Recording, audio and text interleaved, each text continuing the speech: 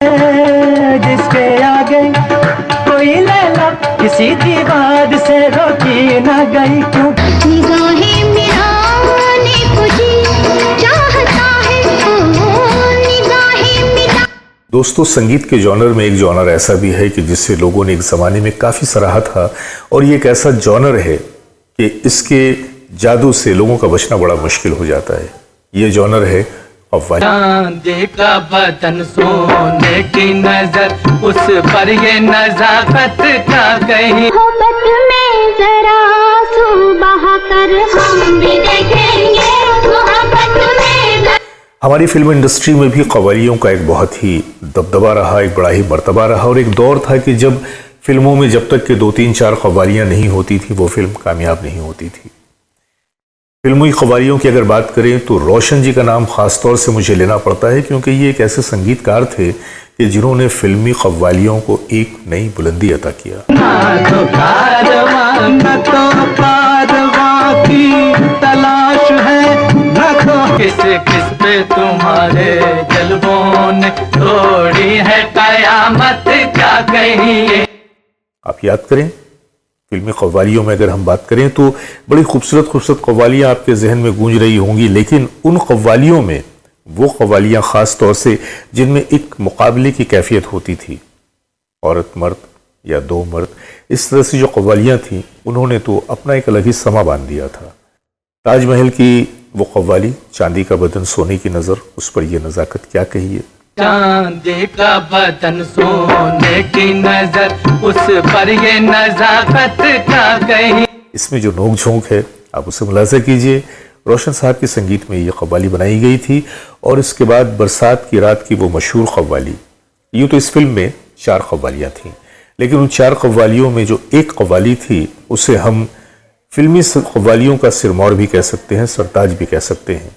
और वो कव्वाली थी रफ़ी साहब और मन्ना डे जी के साथ साथ आशा भोसले, सुधा मल्होत्रा, बलबीर, बातिश, इन तमाम लोगों की आवाज़ों में बड़ी सी कव्वाली थी, 2 पार्ट में थी, और कव्वाली के बोल थे, न तो कारवां की तलाश है न तो हम सफ़र की तलाश है। न तो हम सफर की तलाश है, न हम सफर है। आज भी जब हम इस कव्वाली को सुनते हैं तो ये कव्वाली कहीं ना कहीं हमें दूर उस महफिल में ले जाती है, और ऐसा लगता है कि हम कहीं ना कहीं शायद उसी महफिल में बैठे हैं और हमारे सामने आज भी वही कव्वाली चल रही है, वही मुकाबला चल रहा है।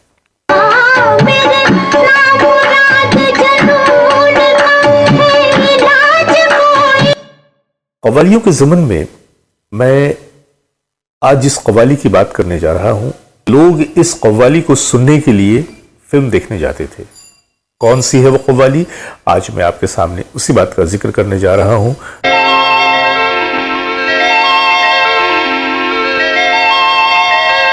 बात है सन 1973 की। 1973 में एक फिल्म आई थी, फिल्म का नाम था धर्मा। धर्मा में नवीन निश्चल, रेखा, अजीत, प्राण, बिंदु और इस तरह के दूसरे सहयोगी कलाकार थे। ये फिल्म बहुत चली थी इन मानों में कि इस फिल्म के गाने बड़े खूबसूरत थे, और गानों को संगीत दिया था सोनी कोमी ने। सोनी कोमी फिल्म इंडस्ट्री की एक ऐसी जोड़ी थी कि जिसे हम बेहतरीन जोड़ियों में तो नहीं गिन सकते, या बहुत कामयाब तरीन जोड़ियों में तो नहीं गिन सकते, लेकिन जिनका शुमार अच्छे संगीत देने वालों में हमेशा किया गया। सोनी कोमी जो आपस में रिश्ते में चचा और भतीजे थे, इस चचा और भतीजे की जोड़ी ने तकरीबन 120 फिल्मों में संगीत दिया, और अक्सर व बेशतर उनकी जो कंपोजिशन होती थी वो कमाल की होती थी। और ख़ास तौर से उन कंपोजिशन का जिक्र क्या करना कि जिन कंपोजिशंस में उन्होंने रफ़ी साहब का इस्तेमाल किया। उनकी अगर हम बेहतरीन फिल्मों की बात करें या बेहतरीन काम की बात करें तो आपके जहन में मैं आज भी समझता हूं कि वो गाने बिल्कुल रोशन होंगे। दिल ने फिर याद किया, बर्फ से लहराई है। दिल ने फिर याद किया, बर्फ सी लहरा। रफ़ी साहब, सुमन कल्याणपुर और मुकेश जी की आवाज़ में। या दोनों ने किया था प्यार मगर मुझे याद रहा तू भूल गई, फिल्म महुआ से। उन्होंने किया था प्यार। इसके साथ ही साथ और भी कई फिल्में ऐसी आई कि जिसमें उन्होंने बहुत ही बेहतरीन संगीत का मुजाहरा किया था, लेकिन मैं बात कर रहा था धर्मा की। धर्मा फिल्म 1973 में आई थी और इसमें गर्चे हीरो तो थे नवीन निश्चल और रेखा हीरोइन थी, लेकिन सच पूछिए तो फिल्म के जो असल हीरो थे वो थे प्राण। और फिल्म की कामयाबी का जो सेहरा गया था वो या तो प्राण की अदाकारी पे गया था या रफ़ी साहब और आशा भोसले जी की आवाज़ में रिकॉर्ड किए हुए एक कव्वाली का।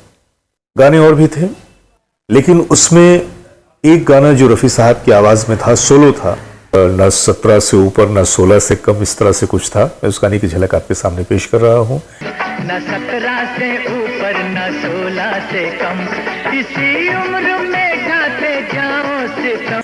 इसके अलावा एक डुएट था जो रफ़ी साहब और आशा भोसले जी की आवाज़ में था। आप उस गाने की भी झलक सुने। मैं तेरी गुनहगार हूँ, मैं तुझसे शर्मसार हूँ, मगर मेरे यार फिर भी मैं तेरा प्यार हूँ, ऐसा कुछ था। उस गाने की भी झलक आप देखें। मैं तेरी गुनहगार हूँ, मैं तुझसे शर्मसार हूँ। और ये है वो कव्वाली जिसका मैं आपसे जिक्र कर रहा था।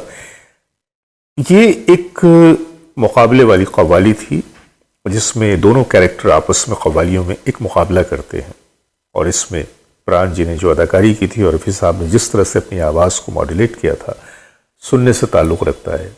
राज की बात कह दूं तो जाने महफिल में फिर क्या हो, राज की बात कह दूं तो जाने महफिल में।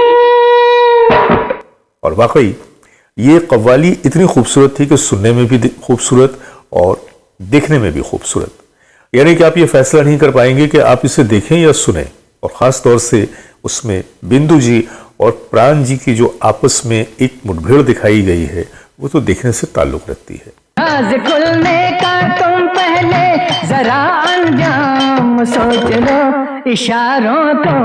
फिल्म काफ़ी सुपरहिट हुई थी और फिल्म के साथ साथ इस गाने के बारे में ये कहा गया था कि महज इस कव्वाली को देखने के लिए, इस मुकाबले को देखने के लिए कई लोगों ने इस फिल्म को कई बार देखा था, महज इस कव्वाली के लिए। तो ये कव्वाली जो थी उस फिल्म की कामयाबी का एक बहुत बड़ा सबब बन गई। राज को राज रहने दो, इशारों को अगर समझो। मैंने सोचा कि आज आपके सामने मैं जहाँ पे दूसरे फनकारों की बातें करता रहा हूँ, मौसीकारों की बातें करता रहा हूँ, रफ़ी साहब की आवाज़ में सोनी कोमी ने किस तरह की एक खूबसूरत कव्वाली रिकॉर्ड की थी, आज मैं उस कव्वाली का भी जिक्र आप लोगों से करता चलूँ। तो इस कव्वाली को भी पूरे का पूरा आप यूट्यूब पे सुन सकते हैं और पूरी कव्वाली को सुनने का लुत्फ़ ले सकते हैं। उठे आंखें जो महफिल में, वो आंखें फोड़ के रख दूं, वो आंखें। तो आज के लिए बस इतना ही। तो जब तक के लिए थोड़ा सा इंतज़ार कीजिए और हमारे चैनल को जो मोहब्बतें आप दे रहे हैं इसी तरह से अपनी मोहब्बतों से नवाजते रहिए। अपने इस पसंदीदा चैनल को देखते रहिए, हमारी वीडियोस को लाइक कीजिए, शेयर कीजिए। जिन लोगों ने अब तक सब्सक्राइब नहीं किया है उनसे मैं यही निवेदन करूंगा कि हमारे चैनल को सब्सक्राइब भी कर लें। कभी कभी आप लोगों की मोहब्बतों में थोड़ी सी कमी का एहसास होने लगता है और उस वक्त हम बड़े परेशान होते हैं कि हमसे कहीं पर कुछ तो ऐसा छूट रहा है। तो आप लोगों से गुजारिश करूंगा कि आप लोग कमेंट बॉक्स में आकर अपनी राय से हमें नवाजिए और हमें बताइए कि आप क्या चाहते हैं, क्योंकि ये प्रोग्राम आपके एंटरटेनमेंट के लिए बनाया जाता है, आप लोगों की जानकारी के लिए बनाया जाता है। ऐसे में आपकी पसंद हमारी पसंद है, आपकी फरमाइश हमारा पहला कर्तव्य है कि हम आपके फरमाइश की पूर्ति करें। मिलते हैं फिर किसी अगली कहानी के साथ। जब तक कि अपने दोस्त जावेद नसीम को इजाज़त दीजिए बहुत सारी मोहब्बतों के साथ। नमस्कार।